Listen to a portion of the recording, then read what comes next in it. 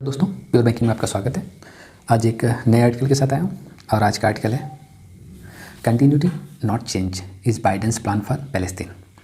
तो बाइडेन का जो प्लान है पैलेस्तीन को लेके वो एक कंटिन्यूटी है जो कि चेंज नहीं होगी, यानी जो चल रहा है उसे चलाया जाएगा। तो बाइडेन साहब भी वही चाह रहे हैं कि जो चीज़ें चल रही हैं वो चलती रहें, इसमें किसी भी तरह का हेरफेर न किया जाए। तो ये एक प्लान होगा बाइडेन का पैलेस्तीन को लेकर जो पहले से चला रहा है। तो आर्टिकल की शुरुआत एक सजेशन के साथ की जा रही है कि अमेरिकी सिद्धांत में दो राज्य समाधान का समर्थन करने के ट्रम्प पूर्व के रूप पर लौट आए हैं, लेकिन उस लक्ष्य तक पहुंचने के लिए बहुत कम कर रहे हैं। तो जो अमेरिकी हैं, जो यूएस प्रेसिडेंट है, जो उनका पहले से एक डिफाइंड गोल है कि 2 स्टेट की पॉलिसी को हम फॉलो करेंगे, उस पर फिर से वो वापस आते हुए दिख रहे हैं। जो ट्रम्प के समय में इसे दरकिनार कर दिया गया था, तो उस पर फिर से वापस आते हुए दिख रहे हैं। लेकिन राइटर बोल रहे हैं कि इस दिशा में काम कम हो रहा है, यानी उतना काम नहीं हो रहा है जितना काम होने की ज़रूरत है। तो उन्हें बहुत कुछ करने की ज़रूरत है अगर 2 स्टेट को सही से इम्प्लीमेंट करना है। तो एक क्वेश्चन पूछा गया है कि जो प्रेसिडेंट जो बाइडेन है उन्होंने यूएस की जो पॉलिसी है पैलेस्तीन को लेके, क्या उसमें कुछ चेंज किया है? तो अगर इसका शॉर्ट में आंसर दिया जाए तो बिल्कुल नहीं। यूएस की जो पॉलिसी है पैलेस्तीन को लेके उसमें कोई खास चेंज नहीं आया, वो अभी भी वैसी ही बनी रहेगी जैसे चल रही है। इसके पीछे बहुत सारे कारण हैं। तो ये जो भी चीज़ें हो रही हैं इसके पीछे हज़ारों कारण है, बहुत सारे कारण हैं इसके पीछे, जिस वजह से बोला जा रहा है कि पॉलिसी में कोई खास चेंज आता हुआ नहीं दिख रहा है। जो मोस्ट इम्पॉर्टेंट है वो है कि बाइडेन का जो ट्रैक रिकॉर्ड रहा है इसराइल को लेके, स्पेशली जो उनका ऑक्यूपेशन है पैलेस्टीनियन टेरिटरीज़ में, उसको लेके वो अभी भी वैसा ही है जैसा पहले से रहा है। तो इनका एक ट्रैक रिकॉर्ड रहा है, तो उस पर खास कोई चेंज होता हुआ नहीं दिख रहा है। वो अभी भी वैसे ही सोचते हैं, वो मानते हैं कि इसराइल जो कर रहा है वो सही कर रहा है। वो बहुत ही बड़े सपोर्टर रहे हैं इसराइल के दशकों से, और उनकी एक अनसिम्पैथी रही है पैलेस्टीनियन पॉलिटिकल कंसर्न को लेके। वो मानते हैं कि जो वहाँ की पॉलिटिकल कंसर्न्स हैं वो पूरी तरह से सही नहीं है, उसको लेके उनके अंदर कोई खास सिम्पैथी नहीं रही है, और जिसकी वजह से भी जबकि वो 2 स्टेट की पॉलिसी को एक्सेप्ट करते हैं और मानते हैं कि इसके लिए ज़रूरी है कि दोनों में एक पॉलिटिकल समझ बने, तो इसको सपोर्ट भी करते हैं कि 2 स्टेट की पॉलिसी होनी चाहिए और इसका सोल्यूशन होना चाहिए। ये सत्य है कि अमेरिका की जो रिलेशन है पैलेस्तीन के साथ वो आज की डेट में सबसे निचले स्तर पे पहुंच चुके हैं। जब वो डोनाल्ड ट्रंप सत्ता में थे तब, तो अब जबकि उस समय की सिचुएशन ऐसी थी कि वहाँ के जो इजरायली के प्रेसिडेंट थे, इजराइल के जो प्राइम मिनिस्टर थे बेंजामिन नेतन्याहू, उनकी जो पॉलिसी थी एक्सपेंशन की पॉलिसी, उसको डोनाल्ड ट्रंप बहुत हद तक सपोर्ट करते थे। तो जो आज रिलेशन है अमेरिका के पैलेस्तीन के साथ वो बहुत ही लो लेवल पर चले गए हैं इस वजह से, और इसको लो लेवल पर ले जाने पर ट्रंप प्रशासन ने बहुत बड़ा रोल प्ले किया।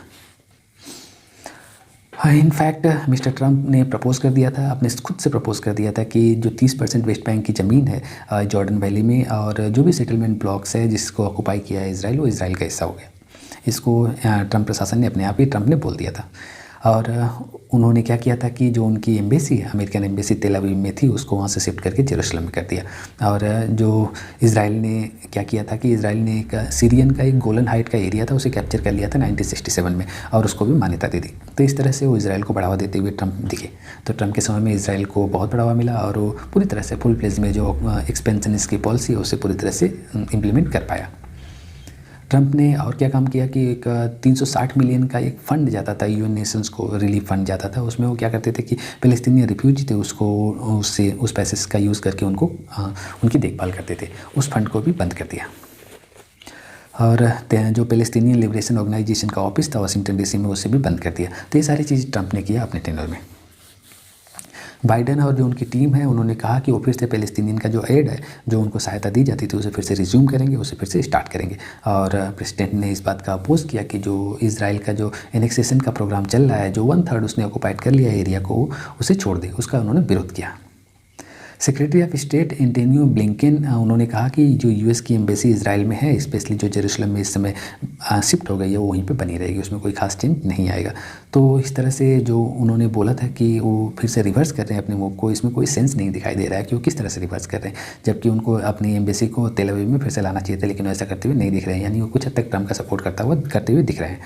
तो ये सेक्रेटरी ऑफ स्टेट हैं एंटोनियो ब्लिंकेन, इन्होंने साफ साफ इस बात को बोला है कि हमारी एम्बेसी जहाँ है वहीं पर बनी रहेगी। इसलिए भी मिस्टर ट्रंप के कब्जे वाले गोलान हाइट्स पर इजराइल की संप्रभुता की स्वीकृति होगी।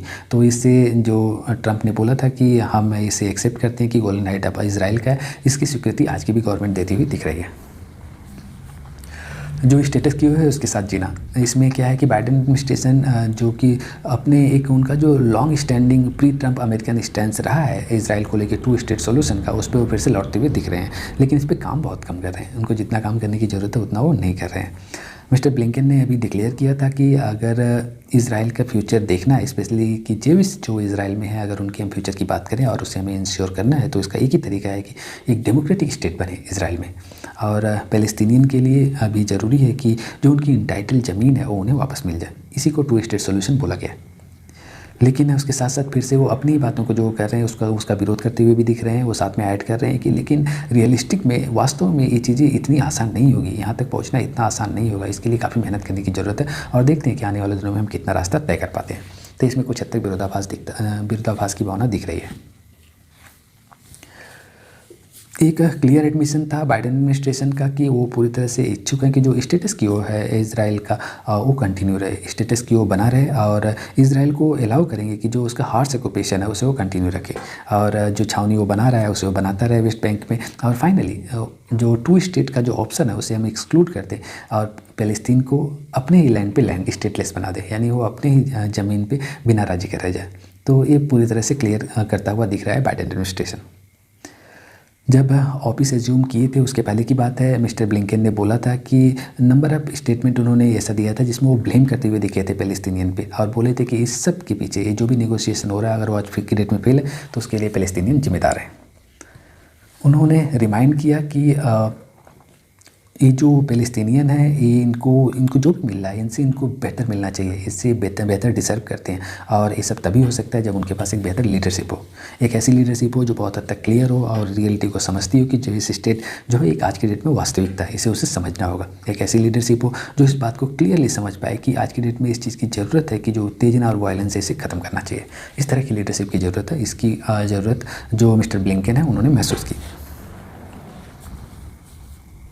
एक क्लासिक केस है ब्लेमिंग का, जिसमें ब्लेमिंग उसी के ऊपर किया जा रहा है जो जिस पे मुसीबत आई हो, यानी जो सताया गया हो उसी के ऊपर उल्टा ब्लेम किया जा रहा है और बोला जा रहा है कि इस संकट के लिए आप ही जिम्मेदार हो और आपको अवॉइड करना चाहिए कि जो इज़राइल की जो इलीगल ऑक्यूपेशन है या जो सेटलमेंट बिल्डिंग की एक्टिविटीज़ कर रहा है इस पर क्वेश्चन करने से आपको अवॉइड करना चाहिए। तो एक ऐसा क्लासिकल केस है ब्लेमिंग का। इलेक्शन कैंपेन ने बाइडेन की टीम ने बोला था कि वो क्लियरली इस बात को रिजेक्ट करेंगे कि बीडीएस मतलब 3 शॉर्ट फॉर्म है, एक बाइकॉट है, दूसरा एक्सपोजर है, तीसरा सैंक्शंस है। इन तीनों मूवमेंट को रिजेक्ट करेंगे, इन तीनों मूवमेंट को बढ़ावा नहीं देंगे। लेकिन इसके साथ साथ जो उन्होंने चीज़ किया है कि इज़राइल को उनको जो ये मानते हैं कि जेविस का एक इकलौता घर है जिसमें बहुत सारे जेविस रहते हैं, उन्हें इस तरह की चीज़ करने के लिए काफ़ी उकसाया है। उन सब के ऊपर बाइडेन एडमिनिस्ट्रेशन ने रिपीटेडली इस बात को बोला है कि वो इज़राइल को कंटिन्यूअस जो असिस्टेंस है, सपोर्ट है, वो प्रोवाइड करते रहेंगे बिना किसी कंडीशन के, स्पेशली मिलिट्री सपोर्ट की बात करते हो। लेकिन उसके साथ साथ एक जो और ऐड कर दी है कि 3.8 बिलियन एनुअली इज़राइल को पे करना होगा यूएसए को। ये चीज़ें पहले से चली जा रही है। जो पैटर्न है बाइडेन एडमिनिस्ट्रेशन के जो बोस हैं बराक ओबामा जी, उन्होंने शुरू किया था, जिसको बाइडेन एडमिनिस्ट्रेशन कंटिन्यू करता हुआ दिख रहा है। जब प्रेसिडेंट बाइडेन ने ये बोला था कि उनके जो प्रेडिसेसर्स रहे हैं, उनके जो पहले के लोग रहे हैं, उनकी तरह जो बाइडेन है वो एक चीयर लीडर की तरह इजराइल के राइट विंग के आसपास घूमते हुए नज़र नहीं आएंगे। ये सच है, इसमें कोई डाउट नहीं है। लेकिन इसके अलावा भी उनकी जो पॉलिसी होगी वो जो इजराइल को लेके जो पॉलिसी होगी अमेरिकन प्रेसिडेंट की, वो पहले के जो राष्ट्रपति हैं उनसे कोई खास अलग होती हुई नहीं दिख रही, यानी उसी पॉलिसी पर चलते हुए दिखाई देंगे। ये जो पॉलिसी होगी एक ऐसी धारणा पे आधारित होगी जिसमें इजराइल एक इनोसेंट पार्टी के रूप में देखा जाएगा और इस पूरे कन्फ्लिक्ट में इजराइल को माना जाएगा कि वो एक इनोसेंट पार्टी है और ये भी जो भी डेडलॉक है इसके लिए पूरी तरह से पैलेस्टीनियन जिम्मेदार हैं और पैलेस्टीनियन को कंप्रोमाइज़ करना होगा कि रियल टर्म में जो टू स्टेट का सोल्यूशन है ये आज की डेट में ख़त्म होता हुआ दिख रहा है। तो पैलेस्टीनियन को कंप्रोमाइज़ करने के लिए बोला जा रहा है और बोला जा रहा है कि जो भी टू स्टेट की सोल्यूशन निकल रहा है उसे आपको एक्सेप्ट करना होगा, जो कि वास्तविकता ही है कि टू स्टेट का सोल्यूशन एक डेडलॉक में जाता हुआ दिख रहा है, पूरी तरह से मृत होता हुआ दिख रहा है। अब इजराइल का नैरेटिव क्या है? बोला जा रहा है कि जो इजराइल का प्रोपेगेंडा है उसे थैंक्स बोला जा रहा है और उसके साथ बोला जा रहा है कि जो वाशिंगटन डीसी की जो सोच है, जो वहाँ के समझदार लोग हैं, बुद्धिजीवी लोग हैं, जो उनकी साधारण सोच है फ़लस्तीन को लेके, उसमें वो मानते हैं कि फ़लस्तीन एक ऐसे जगह के लोग हैं जो किसी भी मौके को चूकने से नहीं चूकते, यानी कोई भी मौका आता है उसे वो चूक जाते हैं। इस तरह की एक जनरल धारणा फ़लस्तीन को लेके वाशिंगटन में बनी हुई है।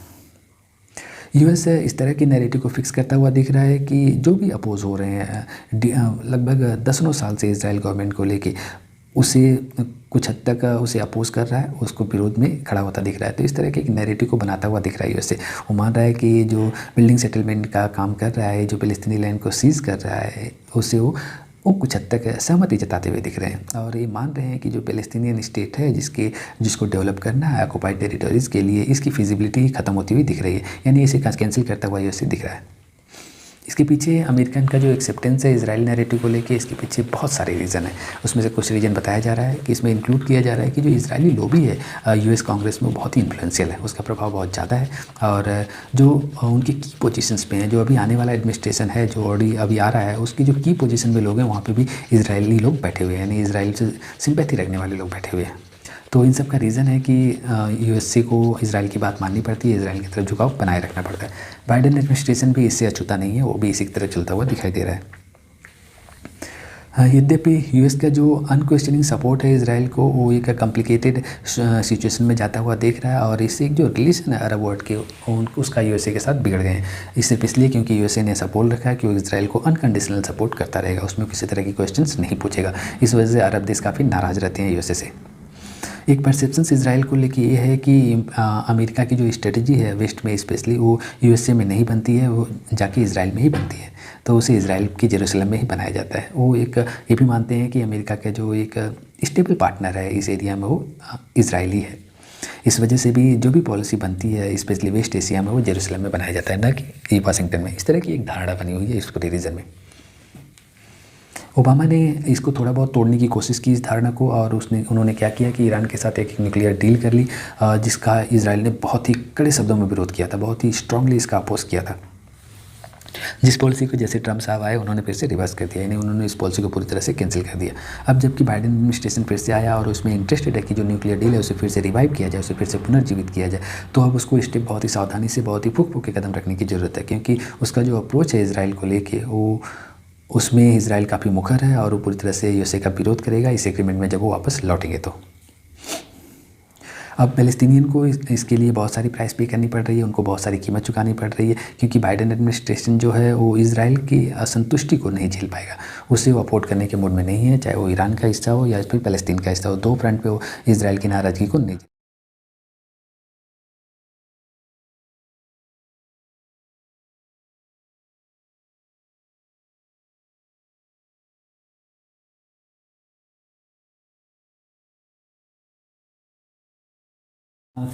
इसके बहुत सारे कारण हैं, जिसमें घरेलू और कुछ कथित रणनीतिक कारण भी हो सकते हैं। यद्यपि जो बाइडेन का जो अप्रोच है पैलेस्टीन को लेके, जब वो कंपेयर करते हैं कि ट्रम्प से कंपेयर किया जाता है, तो वो थोड़ा इम्प्रूविंग सिचुएशन में दिख रहा है। ऐसा माना जा रहा है कि बाइडेन का जो अप्रोच है पैलेस्तीन को लेके वो थोड़ा बेहतर कंडीशन में है ट्रम्प से। ट्रम्प खुल के इजराइल का सपोर्ट करते थे, बाइडेन भी करते हैं, लेकिन वो इस तरह से नहीं करते हैं जैसे ट्रम्प साहब करते थे। तो कुछ हद तक इम्प्रूविंग कंडीशन में बाइडेन का अप्रोच है पैलेस्तीन को लेके। और फाइनल जो एनालिसिस है वो ये कहता है कि जो स्टेटस क्यू है वो कंटिन्यू रहेगा, और ये बाइडेन एडमिनिस्ट्रेशन का जो डिफ़ॉल्ट ऑप्शन है वो स्टेटस क्यू है, उसे वो बनाए रखेंगे, जिससे पैलेस्तीन का जो कारण है, पैलेस्तीन के जो बनने का जो कारण है उसको डिसएडवांटेज होता है, उससे नुकसान पहुँचेगा, यानी उससे इससे कोई फ़ायदा होता हुआ नहीं दिख रहा है। तो ये रहा आर्टिकल, इस तरह से इस आर्टिकल को ख़त्म किया जा रहा है। मुझे उम्मीद है कि ये आर्टिकल मैं आपको ठीक से समझा पाया। तो आज के लिए इतना ही, कल फिर से मिलता है एक नए आर्टिकल के साथ, तब तक के लिए।